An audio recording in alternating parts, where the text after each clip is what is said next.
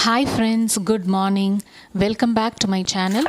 இன்றைக்கி பார்த்தீங்கன்னா காரைக்குடியிலேருந்து வாங்கிட்டு வந்த ஒரு யூனிக்கான வெஜிடபிள் சொல்லியிருந்தேன் இல்லையா, மிதிப்பாகற்காய்.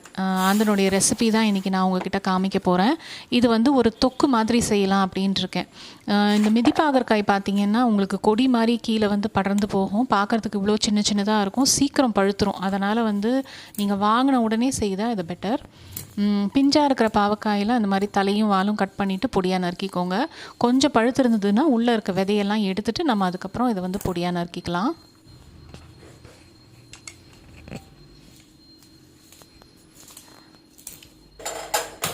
இப்போ ஒரு கடாய் வச்சுக்கலாம்.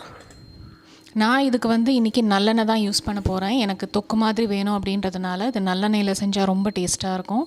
ஸோ செக்கெண்ணெய் ஊற்றிக்கிறேன் இதில். அதுக்கப்புறம் கடுகு, உளுத்தம் பருப்பு இது ரெண்டையும் நான் தாளிச்சிக்கிறேன். இப்போ இதுக்கு நான் பார்த்திங்கன்னா எடுத்து வச்சுருக்கிறது வந்து சின்ன வெங்காயம், பூண்டு, அதுக்கப்புறம் தக்காளி இதெல்லாம் நான் எடுத்து வச்சுருக்கேன். ஸோ சின்ன வெங்காயம், பூண்டு முதல்ல போட்டு இது வந்து நல்லா ப்ரௌனாக வதக்கிக்கலாம்.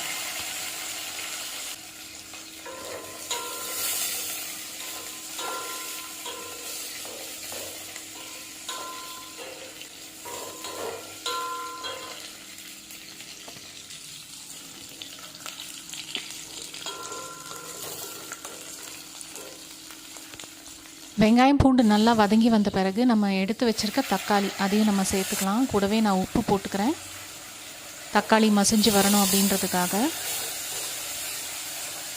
இப்போ நல்லா வதக்கி விட்டுட்டு இதை சிம் பண்ணிவிட்டு நான் க்ளோஸ் பண்ணி குக் பண்ணிக்கிறேன்.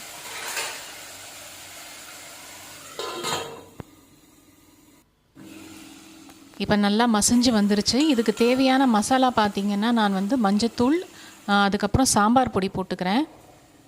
இப்போ இங்கே இந்த பாகற்காய் க்ளீன் பண்ணி வச்சதை போட்டுட்டு அது கூடயே வந்து கொஞ்சமாக வந்து சாம்பார் பொடி அதை போட்டுக்கிறேன் நான்.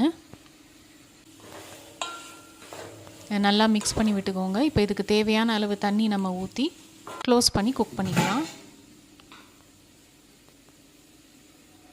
மூழ்கிற அளவுக்கு தண்ணி இருந்தால் போதும். நிறைய தண்ணி விட்டிங்கன்னா ஒரு மாதிரி அது ஓவர் குக் ஆகிடுச்சுன்னா பாவக்காய் நல்லா இருக்காது. கொஞ்சம் கடிப்பட்டால் தான் நல்லாயிருக்கும் அது. இந்த மிதிப்பாகற்காய் பார்த்திங்கன்னா நம்ம நார்மல் பாவக்காய் காட்டிலும் கொஞ்சம் கசப்பு ஜாஸ்தியாக இருக்கும். ஸோ அதை பேலன்ஸ் பண்ணுறதுக்காக கொஞ்சமாக வெல்லமும் புளியும் சேர்த்துக்கிட்டா அது பேலன்ஸ் ஆகிடும். இப்போ நான் கொஞ்சமாக காய் வெந்த பிறகு புளி சேர்த்துட்டு நமக்கு தேவையான அளவு வெல்லமும் சேர்த்துட்டு நல்லா மிக்ஸ் பண்ணி விட்டு இறக்குனிங்கன்னா அருமையான மிதிப்பாகற்காய் தொக்கு ரெடி ஆயிடுச்சு.